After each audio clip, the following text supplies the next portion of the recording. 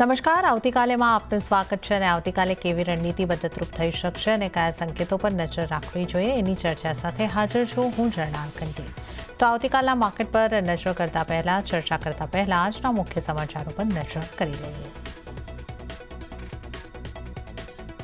Weekly expiry પર બજારમાં ખરીદારીનો mood રહ્યો યથાવત. સતત પાંચમા સેશનમાં નિફ્ટી તેજી સાથે થયો બંધ. મિડ કેપ અને સ્મોલ કેપમાં પણ ખરીદારી રહી યથાવત, પરંતુ બેંક નિફ્ટીનું ફ્લેટ ક્લોઝિંગ.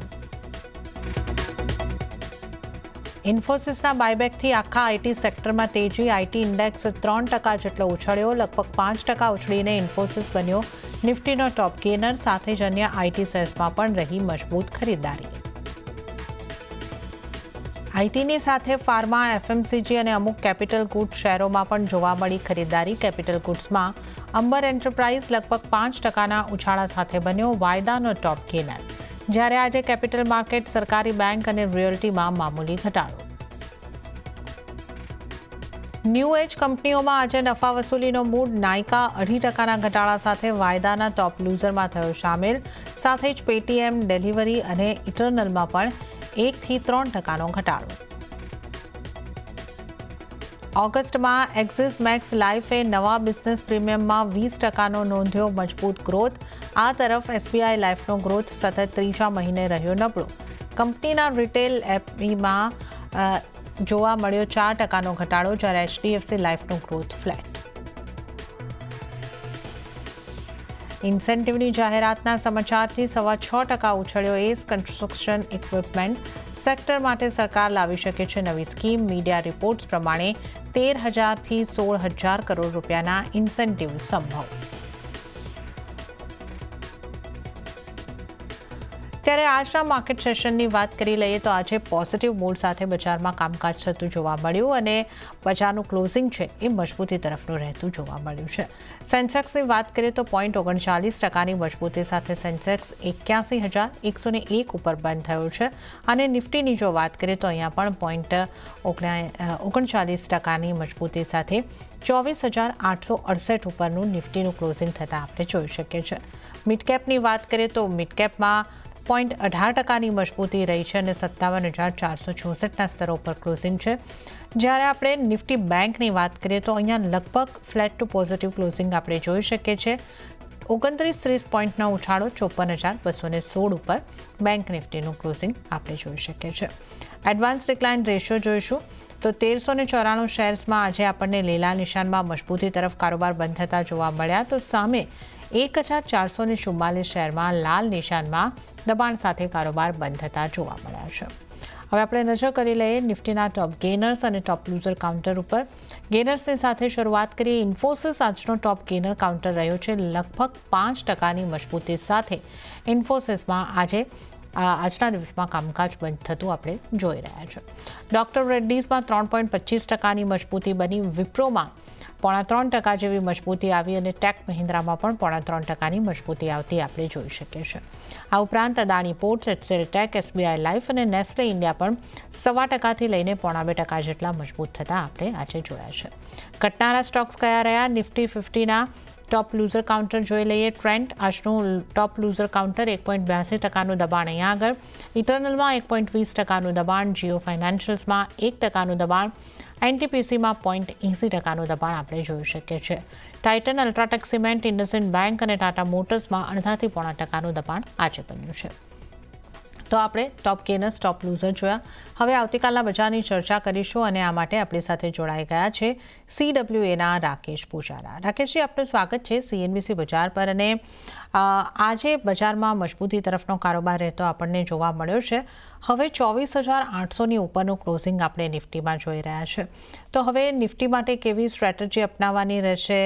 બાય તરફ, સેલ તરફ, સ્ટોપ લોસ કેટલા રાખવાના, ટાર્ગેટ કયા જોઈ રહ્યા છો તમે?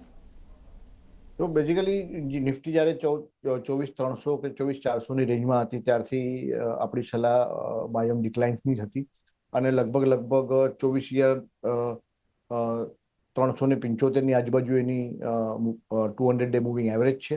એટલે એની આજુબાજુ તમે એક સ્ટોપ લોસ વિચારી અને તમે એમાં નિફ્ટીમાં ખરીદીની તમે સ્ટ્રેટેજી બનાવી શકો.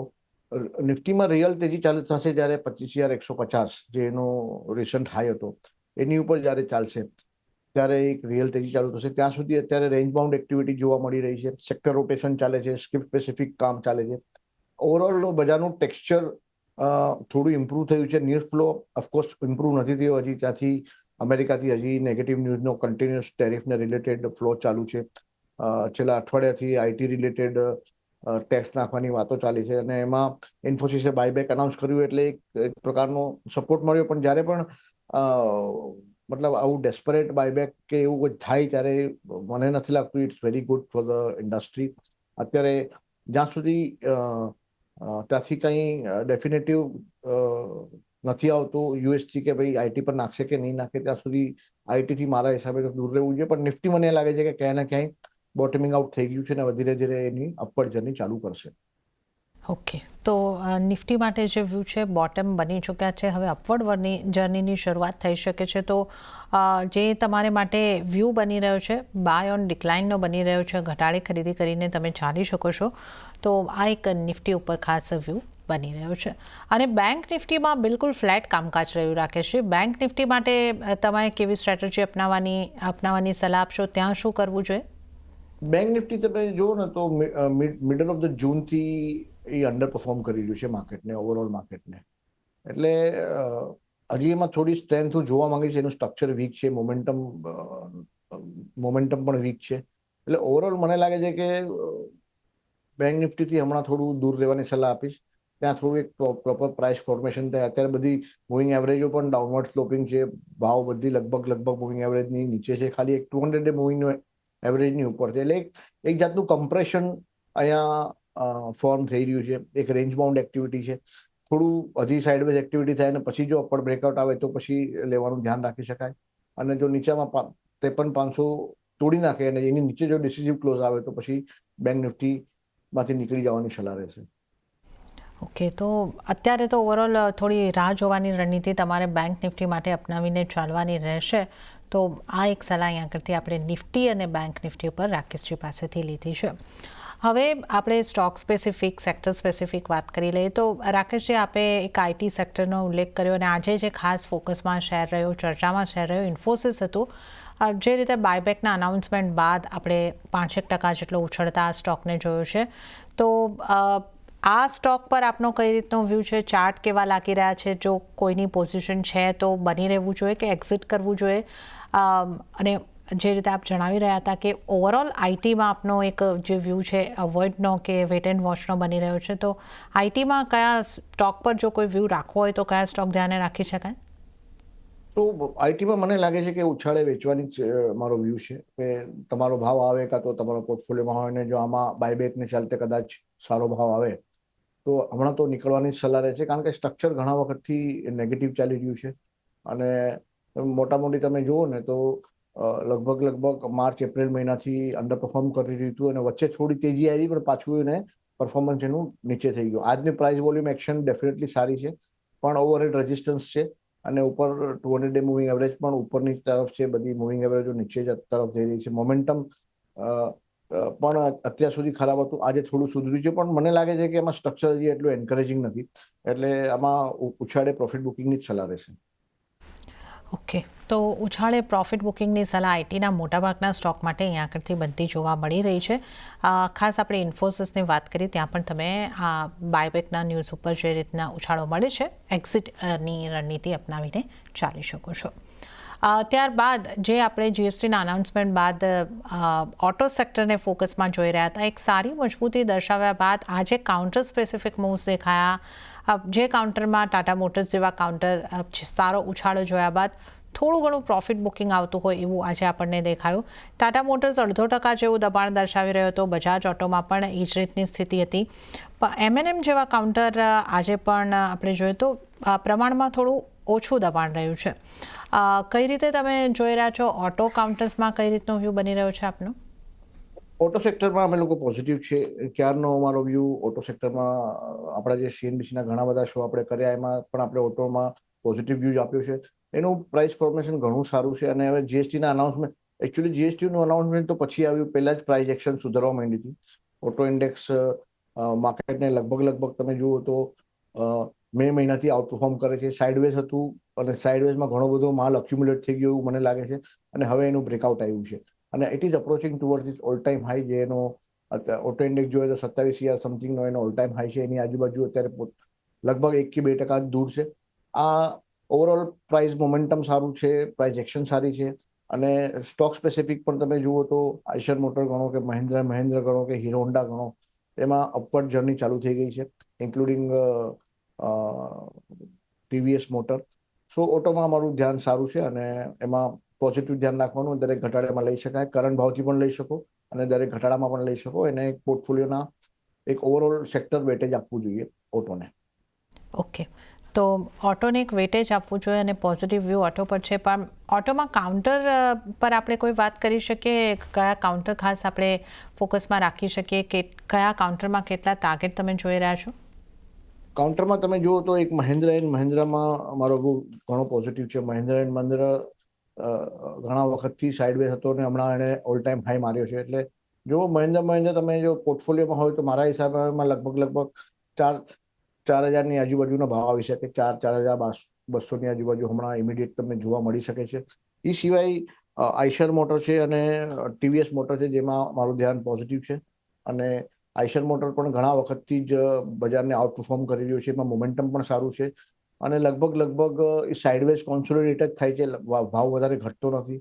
જ્યારે આ પ્રકારનું પ્રાઇસ ફોર્મેશન હોય ત્યારે એમાં બની રહેવાની જ સલાહ હોય. એટલે આઈશર મોટર છે, ટીવીએસ મોટર છે અને મહિન્દ્રા છે. આ ત્રણ મને એવું લાગે છે કે ઓટોના લીડર છે અત્યારે. ઓકે, તો મહિન્દ્રામાં 4,000ના ટાર્ગેટ માટે ખરીદારી કરીને ચાલી શકો છો. આ ઉપરાંત ફોકસ તમે રાખી શકો છો ખરીદારી તરફનો વ્યૂ જે બની રહ્યો છે આઈશર મોટર્સ અને ટીવીએસ મોટર્સ માટે. તો એક ઓટો સેક્ટર પર રાકેશજીનો વ્યૂ પોઝિટિવ બનતો જોવા મળી રહ્યો છે. આગળ કેપિટલ ગુડ્સમાં પણ આપણે આજે ખરીદારી આવતી જોઈએ અને જેમાંથી અંબર એન્ટરપ્રાઇઝ લગભગ 5%ના ઉછાળો દર્શાવી રહ્યો હતો, વાયદાના ટોપ ગેનરમાં સામેલ થયો છે.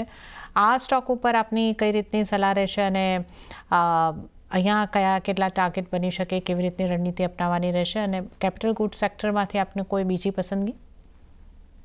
અંબર એન્ટરપ્રાઇઝ આજનું પ્રાઇઝ એક્શન સારી છે અને મને એવું લાગે છે કે જે એનું સાઇડવેઝ કોન્સોલિડેશન હતું ઘણા વખતનું, એ અહીંયા મને લાગે છે પતવા આવ્યું છે અને હવે કદાચ જેનો ઓલ ટાઈમ હાઈ છે 8,100ની આજુબાજુ એનો હાઈ, 8,200ની આજુબાજુ એનો હાઈ છે. એની મને લાગે છે કે એ તરફ જઈ રહ્યો છે અને એને ડિસિઝિવલી ક્રોસ પણ કરશે. એટલે અંબર એન્ટરપ્રાઇઝમાં મારું ધ્યાન સારું છે અને ખાસ આજે ધ્યાન પડ્યું કે આપણું એસ કન્સ્ટ્રક્શનમાં, એમાં પણ આજે પ્રાઇસ વોલ્યુમ એક્શન સારી હતી અને એક બહુ ઓછા રિસ્ક રિવોર્ડથી જ્યાં એન્ટ્રી પોસિબલ છે. પણ હજી મને એવું લાગે છે કે થોડું પ્રાઇસ ફોર્મેશન થવા દેવું જોઈએ અહીંયા. These are early days. આગળ કેવી રીતે એનું ફોર્મેશન થાય છે એમાં તમે જુઓ તો એસ કન્સ્ટ્રક્શનમાં 25 ઓગસ્ટની આજુબાજુનું જે વીક છે એમાં પણ સારું વોલ્યુમ થયું અને પછી આજે સારું વોલ્યુમ થયું છે. એટલે મને લાગે છે કે એક જે મંદીની પકડમાંથી આ સ્ટોક બહાર આવવાની કોશિશ કરી રહ્યો છે અને એની 200 ડે મૂવિંગ એવરેજ કરીબન 1187ની આજુબાજુ એની 200 ડે મૂવિંગ એવરેજ છે. એની ઉપર જ્યારે ડિસિઝિવલી ક્લોઝ આવે 1190ની ઉપર, ત્યારે એમાં બ્રેકઆઉટ પર તમારે લેવાનું ધ્યાન રાખવું જોઈએ એસ કન્સ્ટ્રક્શનમાં. ઓકે, તો એસ કન્સ્ટ્રક્શનમાં બ્રેકઆઉટ બાદ 1187, 1190 પછી તમે બાઇંગ કરીને ચાલો, આ એક સલાહ અહીં આગળથી બની રહી છે અને અંબર એન્ટરપ્રાઇઝ પર પણ આજે આપણે એક સારી મજબૂતી જોઈ છે અને એક પોઝિટિવ વ્યૂ બની રહ્યો છે. ત્યારે જ આપણે માર્કેટની જે રીતે વાત કરી રહ્યા છે, નિફ્ટી પર આપણે ખાસ કરીને રાકેશજીની સ્ટ્રેટેજી જાણી, અન્ય નિષ્ણાતો કઈ રીતે નિફ્ટી માટે સલાહ આપી રહ્યા છે એના ઉપર પણ નજર કરી લઈએ. તો એસએસજી ફાઇનાન્સના વિરલ છેડાની નિફ્ટીને બાય ઓન ડિપ્સ કરવાની સલાહ બની રહી છે. 24,830ની આસપાસથી બાય કરવાની સલાહ.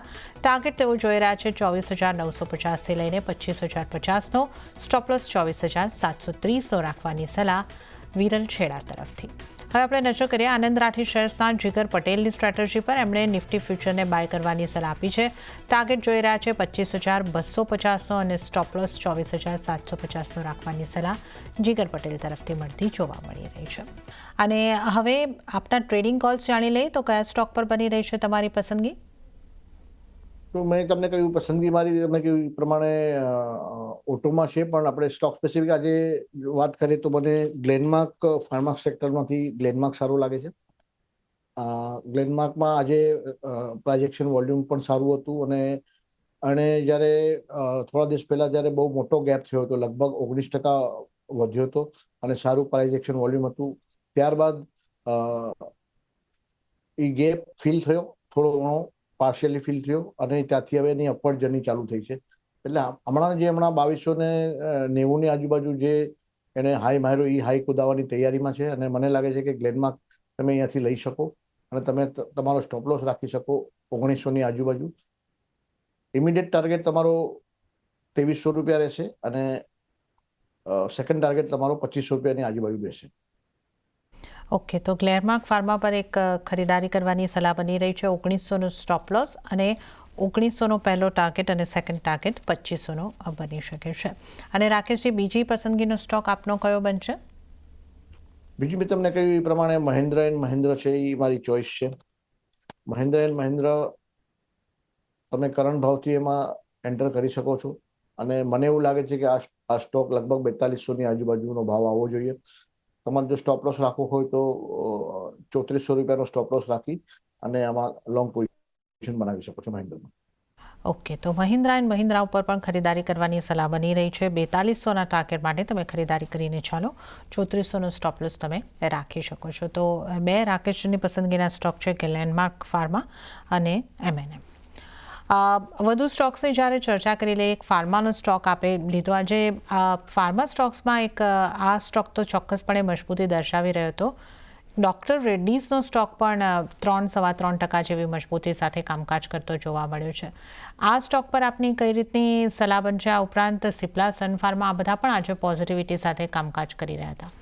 તો ફાર્મા સેક્ટરમાંથી અન્ય કોઈ સ્ટોક પર આપનું ધ્યાન બની રહ્યું છે? એટલે ફાર્મા સેક્ટરનું ટેક્સચર ધીરે ધીરે પોઝિટિવ તરફ જઈ રહ્યું છે. ડોક્ટર રેડ્ડીની આજની પ્રાઇઝેક્શન વોલ્યુમ ઘણું સારું છે અને એક કન્જેસ્ટેડ એરિયામાં તો મૂવિંગ એવરેજની વચ્ચે ફસાયેલું હતું, પણ આજે એક ડિસિઝિવ વોલ્યુમ સાથે પ્રાઇસ બહાર નીકળી છે. એટલે મને લાગે છે કે એની અપવર્ડ જર્ની ચાલુ થશે હવે. એનું આઉટ પરફોર્મન્સ, જે બજારથી અંડર પરફોર્મન્સ હતું એ પણ આજે ખતમ થયું અને મોમેન્ટમ પણ બિલ્ડ થવાનું ચાલુ થયું છે. તો અહીંયાથી મને લાગે છે કે ધીરે ધીરે એમાં પોઝિટિવ મોમેન્ટમ બિલ્ડ થશે. એની 200 ડે મૂવિંગ એવરેજ લગભગ 1250 ની આજુબાજુ છે. તો એના એક સ્ટોપ લોસથી તમે એમાં એક લેવાનું ધ્યાન રાખી શકો. ધીરે ધીરે મને લાગે છે કે એનો જે રિસન્ટ હાઈ છે 1380 તરફથી જઈ રહ્યો છે અને એ કદાચ કુદાવી પણ નાખશે. એટલે લગભગ 1250નો સ્ટોપ લોસથી એમાં લેવાનું ધ્યાન તમે રાખી શકો. ઓકે, તો આ ડૉક્ટર રેડ્ડીઝની પણ આપણે અહીં આગળથી ચર્ચા કરી છે. આ ઉપરાંત આજે એક રેલટેલના સ્ટોકમાં પણ ખાસી એવી મજબૂતી જોવા મળી છે. લગભગ 6%ની આસપાસની મજબૂતી આ સ્ટોકે દર્શાવી. આ સ્ટોક આપને કેવો લાગે છે? રિટેલની ઘણા વખતથી ડાઉન ટ્રેન્ડમાં હતો, એટલે હજી એનું મોમેન્ટમ બિલ્ડ નથી થયું. આજે એની પ્રાઇઝેક્શન સારી હતી, એટલે આ એક પહેલી સાઇન છે કે એમાં કદાચ બોટમ થઈ ગઈ હોય અને કદાચ એની અપવર્ડ જર્ની ચાલુ થાય. પણ હું અત્યારે એમાં એન્ટ્રી લેવાની ઉતાવળ નહીં કરું. એ લગભગ 375ની ઉપર ડિસિઝિવલી બંધ આવે with a good price action volume, ત્યારે હું એમાં એન્ટ્રી કરીશ. એ બ્રેકઆઉટ પર એન્ટ્રી કરવાની સલાહ છે. અત્યારે નથી, મતલબ વેટ એન્ડ વોચ. કોન્સોલિડેટ થશે, કદાચ થોડું ઘટશે, મૂવિંગ એવરેજીસ ફ્લેટ થશે અને પછી કદાચ મને લાગે છે કે બ્રેકઆઉટ આવે. તો 375ની ઉપર જો બ્રેકઆઉટ આવે તો પછી એમાં એન્ટ્રી કરાય. આજે પ્રાઇઝ એક્શન વોલ્યુમ સારા છે, એટલે મને લાગે છે કે જે ડાઉન ટ્રેન્ડ, જે રિસન્ટ ડાઉન ટ્રેન્ડ હતો એ કદાચ આજના પ્રાઇઝ એક્શનથી આપણે એમ કહી શકીએ કે કદાચ એ પૂરો થયો છે. પણ હજી એનો અપર ટ્રેન્ડ ચાલુ થયો છે, તો ના, એની માટે આપણે થોડી રાહ જોવી પડશે. અને જો પોઝિટિવ એક્શન રહે અને 375ની ઉપર બંધ આવે તો આપણે એમ સમજવાનું કે ડાઉન ટ્રેન્ડ પત્યો અને નવો અપ ટ્રેન્ડ ચાલુ થયો છે, ત્યારે આપણે એન્ટ્રી કરવી જોઈએ. ઓકે, તો અત્યારે તો થોડી રાહ જોઈને ચાલો રેલટેલ માટે આવ્યો બની રહ્યો છે. થોડી ન્યૂ એજ કંપનીઓની વાત કરી લઈએ, કારણ કે આજે ત્યાં નફા વસૂલીનો મૂળ દેખાયો. પછી એ પેટીએમ હોય, ઇટરનલ હોય, ડેલિવરી હોય, બધામાં આજે ઘટાડો આવતો જોવા મળ્યો છે. અહીંયા આપનો કઈ રીતનો વ્યૂ બની રહ્યો છે? કયા સ્ટોક પર કઈ રીતની આપની સલાહ બનશે? આજે ન્યૂ એજ કંપની ઘણા વખતથી પરફોર્મ કરી રહી હતી અને પ્રાઇઝ એક્શન વોલ્યુમ ઘણા સારા છે. અહીંયા ઓવરઓલ આમાં ઘટાડે લેવાનું ધ્યાન રાખવું જોઈએ. આજે એમાં કોઈ ખરાબી ચાર્ટ પર તો નથી દેખાઈ રહી. આજે ભલે પ્રોફિટ બુકિંગ હતું, પણ એવું કંઈ પ્રાઇસ સ્ટ્રક્ચર કાંઈ ડેમેજ નથી થયું. પર્ટિક્યુલરલી ઇટરનલની વાત કરું તો પેટીએમની વાત કરીએ તો પેટીએમનું પણ મને નથી લાગતું કે પ્રાઇસ સ્ટ્રક્ચર કાંઈ બહુ ખરાબ થયું છે. આજે ઓફકોર્સ 3.5% નીચે હતો, પણ જે હમણાં જે રિસન્ટ એનું એકદમ સ્ટીપ રાઇઝ હતું, કદાચ એને કરેક્શન થઈ રહી તો ફ્રોમ હિયર ઓન કદાચ એ સાઇડવેઝ કોન્સોલિડેશનમાં જાય, થોડું કરેક્ટ થાય ઉપરથી નીચે, તો નીચે કોઈ સારા રિટ્રેસમેન્ટ લેવલ પર આ તે ત્યાં કોન્સોલિડેશન થાય કે ત્યાંથી પછી અપવર્ડ જર્ની થાય. એટલે અત્યારે તો મને લાગે છે કે સાઈડમાં ઊભું રહેવું જોઈએ. જો થોડો પ્રોફિટ હોય તો બુક કરીને સાઈડમાં ઊભું રહેવું જોઈએ, અને જ્યારે કોન્સોલિડેશન થાય ને અપવર્ડ જર્ની થાય ત્યારે પાછું બ્રેકઆઉટમાં એન્ટ્રી કરી શકીએ. અત્યારે મને લાગે છે કે આમાં જો થોડો પ્રોફિટ સારો એવો આવતો હોય તો એક વખત બુક કરવાની સલાહ છે. ઓકે, પેટીએમમાં જો પ્રોફિટ બનતો હોય તો બુક કરીને ચાલો, આ એક સલાહ અહીંયા આગળથી બનતી જોવા મળી રહી છે. અને આ ઉપરાંત સિમેન્ટની વાત કરી લઈએ. સિમેન્ટ સ્ટોકમાં પણ આજે આપણે જોઈએ તો ઘણા સ્ટોક ઘટાડા તરફ રહ્યા છે, જેમાં એક ઇન્ડિયા સિમેન્ટનું કાઉન્ટર 3.5% જેટલું આપણને તૂટતું દેખાયું છે. અલ્ટ્રાટેક સિમેન્ટમાં પણ 0.5% આસપાસનું દબાણ બન્યું છે. સિમેન્ટ સેક્ટરમાંથી કોઈ કાઉન્ટર પર આપનો વ્યૂ બનશે ખાસ? સિમેન્ટ સેક્ટરમાં મારી પ્રિફર્ડ પિક છે અલ્ટ્રાટેક સિમેન્ટ, અને એમાં પ્રાઇસ એક્શન વોલ્યુમ એન્કરેજિંગ છે. મોમેન્ટમ હજી લોસ નથી થયું, અને એનું જે બજારથી રિલેટિવ આઉટ પરફોર્મન્સ છે એ પણ કન્ટિન્યુ છે. એટલે જો સિમેન્ટ સેક્ટર મને નથી લાગતું હજી ખરાબ થયું છે, અને એમાં અલ્ટ્રાટેક સિમેન્ટ મારી પ્રાઇમ પિક છે. ઓકે, તો આ અલ્ટ્રાટેક સિમેન્ટ ઉપર આપણે ખાસ એક વ્યૂ બની રહ્યો છે. અને બેંક્સની પણ અહીંયા આગળથી વાત કરી લઈએ. બેંક્સમાં આજે આપણને લગભગ ફ્લેટની આસપાસના કારોબાર થતા જોવા મળ્યા. કોટક મહિન્દ્રા બેંકમાં 0.5% આસપાસની મજબૂતી સાથે આજે આપણને કારોબાર બંધ થતા જોવા મળ્યા છે. જ્યારે આઈસીઆઈસીઆઈ બેંક હોય, ત્યાં એક HDFC બેંક હોય, આ બધા ફ્લેટ કાઉન્ટર રહ્યા છે. તો બેંક્સમાંથી ક્યાં આપની પસંદગી બનશે? કોટક મહિન્દ્રા બેંક મને લાગે છે મોમેન્ટમ લોસ થયો છે, એટલે કોટક મહિન્દ્રા બેંકથી તો દૂર રહેવાની જ સલાહ રહેશે. બેન્કિંગ એઝ અ સેક્ટર મને લાગે છે કે થોડું હમણાં થાક ખાઈ રહ્યું છે, કે અંડર પરફોર્મ કરી રહ્યું છે. એમાં મને લાગે છે કે તમારે જો ધ્યાન જ આપવું હોય તો નાની બેંકો તરફ ધ્યાન આપવું જોઈએ. RBL બેંક છે કે IDFC બેંક છે. આજે IDFC બેંકમાં આજે સારું પ્રાઇસ એક્શન હતું, લગભગ 0.5% ઉપર હતો. એટલે જો બેંક સેક્ટરમાં તમારે ધ્યાન આપવું હોય તો મારા હિસાબે IDFC બેંકમાં તમે ધ્યાન આપી શકો. એનું કરેક્શન મને લાગે છે કે પત્યું છે, અને ધીરે ધીરે હવે એની અપવર્ડ જર્ની ચાલુ થઈ છે. બજારની ક્યારનું લગભગ એપ્રિલ મહિનાથી આઉટ પરફોર્મ કરી રહ્યું છે, અને મોમેન્ટમ પણ એમાં સારું બિલ્ડ થયું છે. એટલે જો બેંક્સમાં તમારે ધ્યાન આપવું હોય તો મારા હિસાબે IDFC બેંકમાં તમે ધ્યાન આપી શકો. માંથી IDFC બેંક ઉપર ધ્યાન આપવાની સલાહ અહીંયા આગળથી બની રહી છે. તો આ આપણે બેંક્સની પણ વાત કરીએ. અને આ સાથે જ સમય થઈ રહ્યો છે રાકેશજી આપની પાસેથી રજા લેવાનો, તો આપના કોઈ ડિસ્ક્લોઝર? જેના તમને ખ્યાલ છે અમે લોકો મોડેલ પોર્ટફોલિયો ચલાવે છે, સ્મોલ કેસ અને પિકરાઇટ ને એવા બીજા બધા પ્લેટફોર્મ પર. તો હોઈ શકે કે આજે આપણે જે ડિસ્કસ કર્યું તો એ સ્ટોક્સ અમારા પોર્ટફોલિયોના પાર્ટ હોઈ શકે, અને અમારા ક્લાયન્ટે એમાં ઇન્વેસ્ટ કર્યું હોઈ શકે, અને ઇન્વેસ્ટ કર્યું જ હશે એ માનીને ચાલુ. જી રાકેશજી, અને આપનો ખૂબ ખૂબ આભાર અમારી સાથે આ શો પર જોડાવા બદલ અને તમામ સ્ટોક્સ અંગે ચર્ચા કરવા બદલ. અને સાથે જ આવતીકાલેમાં હાલ પૂરતું આટલું જ. હાલ મને પણ આપશો રજા, પણ વધુ અપડેટ અને સમાચારો માટે આપ જોતા રહો CNBC બજાર. નમસ્કાર.